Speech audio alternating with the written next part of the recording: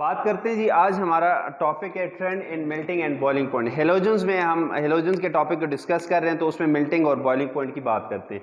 बच्चों, मैंने पहले भी आपको समझाया था कि मेल्टिंग क्या होती है कि जब कोई चीज़ सॉलिड से किस में जाती है, लिक्विड स्टेट में जाती है, और बॉइलिंग क्या होती है, लिक्विड से गैसियस स्टेट में जाती है, इसको हम बॉइलिंग बोलते हैं। ठीक है। अगर ग्रुप 7 है जो कि आपके पास हेलोजन्स होते हैं, इसकी हम बात करें तो इसमें जो इंटरमॉलिक्यूलर फोर्सेज होती हैं वो आपके पास कौन सी होती है, वन डर वाल फोर्सेज होती हैं। वन डर वाल फोर्सेज होती है इंटरमॉलिक्यूलर फोर्सेज। अब याद रखें कि वन डर वाल फोर्सेज जो हैं ये डायरेक्टली प्रोपोर्शन होती है मॉलिक्यूलर वेट के या नंबर ऑफ एटम के। जितना मॉलिक्यूलर वेट ज्यादा, इतना आपके पास क्या होंगे, वन डर वाल फोर्सेज भी ज्यादा होंगी। और वन डर वाल फोर्सेज जो हैं ये डायरेक्टली प्रोपोर्शन होती हैं, ये इंटरमॉलिक्यूलर फोर्सेज होती है, ये डायरेक्टली प्रोपोर्शन होती है मेल्टिंग पॉइंट और बॉइलिंग पॉइंट की। जितनी वन डर वाल फोर्सेज ज्यादा, ठीक है, और वन डर वाल फोर्सेस कब ज्यादा होंगी, जब मॉलिक्यूलर वेट ज्यादा। तो मॉलिक्यूलर वेट ज्यादा तो वन डर वाल फोर्सेस ज्यादा, वन डर वाल फोर्सेस ज्यादा तो मेल्टिंग और बॉइलिंग पॉइंट आपके पास क्या होगा, ज्यादा होगा। अगर हम हेलोजन्स को देखें बच्चों, तो आपके पास कौन कौन से, फ्लोरीन है, क्लोरीन, उसके बाद ब्रोमीन और आयोडीन। तो आप मुझे बताओ सबसे ज्यादा मैस किसको होते हैं, डेफिनेटली आयोडीन, और सबसे कम मैस फ्लोरीन को होते हैं। ठीक है। तो आपके पास क्या होता है, फिर इसमें वन डर वाल फोर्सेस ज्यादा होंगी और इसमें क्या होंगी, कम होंगी। जिसमें ज्यादा तो इसका मेल्टिंग और बॉइलिंग पॉइंट ज्यादा। तो हम क्या लिखेंगे कि top to bottom the melting point and boiling point of halogen, वो आपके पास क्या करेगा, इंक्रीज करेगा। कि ऊपर से जब नीचे आओगे तो मेल्टिंग और बॉइलिंग पॉइंट आपके पास क्या होगा, ज्यादा होगा। मैंने आपको उसमें भी बताया था कि आपके पास क्या होता है, ये ब्रोमीन जो होता है ये आपके पास लिक्विड स्टेट में होता है, ठीक है, और ये आयोडीन आपके पास सॉलिड स्टेट में होते हैं, और बाकी क्लोरीन और फ्लोरीन ये आपके पास किस स्टेट में होते हैं, गैसियस स्टेट में। ये स्टेट भी इसी वजह से चेंज होती है कि इसके अंदर इंटरमॉलिक्यूलर फोर्सेस चेंज हो जाती हैं। क्लोरीन और फ्लोरीन का मॉलिक्यूलर वेट कम है, वन डर वाल फोर्सेस कम, तो वो गैसियस स्टेट में। ब्रोमीन का थोड़ा सा ज्यादा है तो वो लिक्विड स्टेट में। आयोडीन का और ज्यादा है तो वो आपके पास सॉलिड स्टेट में। इट्स मीन इसके अंदर वन डर वाल फोर्सेस ज्यादा होंगे। अब इसका रीजन क्या है कि टॉप टू बॉटम आपके पास मॉलिक्यूलर वेट क्या होते हैं, इंक्रीज होते हैं, पहला रीजन। मॉलिक्यूलर वेट इंक्रीज हुआ तो वन डर वाल फोर्सेज आपके पास क्या होंगी, ज्यादा होंगी। और अगर वन डर वाल फोर्सेज ज्यादा होंगी, इंटरमॉलिक्यूलर फोर्सेज ज्यादा होंगी, तो हम कहेंगे मेल्टिंग पॉइंट और बॉइलिंग पॉइंट भी आपके पास क्या होगा, इंक्रीज हो जाएगा, ज्यादा हो जाएगा। This is melting and trend and melting and boiling point. Okay, उसके बाद बात करते हैं बॉन्ड एंथैल्पी की। बॉन्ड एंथैल्पी होती क्या है, अगर आसान वर्ड में हम समझें कि हमारे पास जो एटम्स के दरमियान बॉन्ड होते हैं उसको ब्रेक करने के लिए जो हीट या जो एनर्जी रिक्वायर्ड होती है ताकि इंडिविजुअल एटम में उसको चेंज कर सके, उसको हम क्या बोलते हैं, बॉन्ड एंथैल्पी। कि amount of heat required to break 1 mole of covalent bond to form individual atom. ठीक है, 1 मोल आपके पास कोवेलेंट बॉन्ड है, उसको तोड़ के आपने इंडिविजुअल एटम बनाने हैं, तो उसके लिए जो हीट या एनर्जी रिक्वायर्ड होगी उसको हम क्या बोलेंगे, बॉन्ड एंथैल्पी। फॉर एग्जांपल मैंने यहाँ पे क्लोरीन की एग्जांपल ली है। क्लोरीन मॉलिक्यूल है आपके पास, ये मॉलिक्यूल है ना Cl2, ठीक है, गैसियस स्टेट में होना चाहिए। ये बात आपने याद रखी कि ये गैसियस स्टेट में होना चाहिए। इसको अब हम हीट देंगे। अब कितनी हीट दें, इसको हम क्या बोलेंगे, बॉन्ड एंथैल्पी। ठीक है, बॉन्ड एंथैल्पी। अब कितनी हीट दें कि ये आपके पास क्या होंगे, इंडिविजुअल एटम में कन्वर्ट हो जाए, और ये भी आपके पास क्या होंगे, गैसियस स्टेट में होंगे। तो जो हीट रिक्वायर्ड होगी इस बॉन्ड को ब्रेक करने के लिए, उस हीट को हम क्या बोलेंगे, बॉन्ड एंथैल्पी बोलेंगे।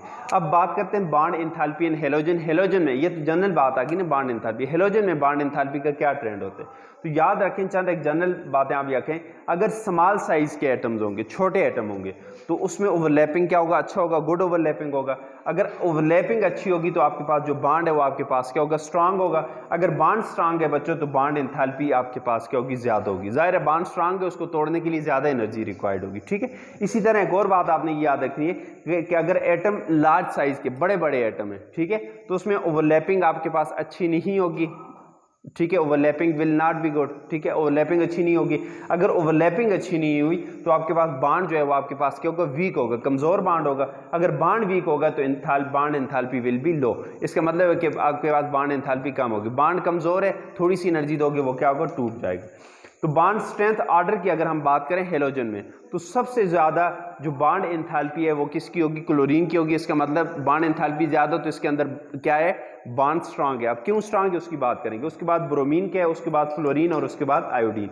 आयोडीन की बात करते हैं कि इसकी बॉन्ड एंथैल्पी कम होती है। वजह क्या है, वजह यह है बच्चों कि इनका लार्ज साइज एटम है। आयोडीन एक बड़ा एटम है ना, सबसे नीचे होते हैं, तो लार्ज साइज एटम है, जिसकी वजह से बॉन्ड लेंथ आपके पास क्या होती है, हाई होती है। बॉन्ड लेंथ मसलन जो 2 एटम के दरमियान डिस्टेंस होता है वो आपके पास ज्यादा होगा, ओवरलैपिंग अगर साइज बड़ा है तो ओवरलैपिंग, मैंने पहले बात की कि ओवरलैपिंग अच्छी नहीं होगी। ओवरलैपिंग अच्छी नहीं होगी तो आपके पास बॉन्ड जो है वो आपके पास वीक होगा, इस वजह से बॉन्ड एंथैल्पी इसकी क्या होती है, कम होती है। क्लोरीन की बात करें तो इसके अंदर बॉन्ड एंथैल्पी क्या होती है, हाई होती है, ज़्यादा होती है। रीज़न क्या है, पहली बात स्मॉल साइज़ के एटम है, अगर एटम स्मॉल साइज़ के हैं तो ऊपर मैंने बात की कि ओवरलैपिंग आपके पास क्या होगी, गुड होगी, गुड ओवरलैपिंग।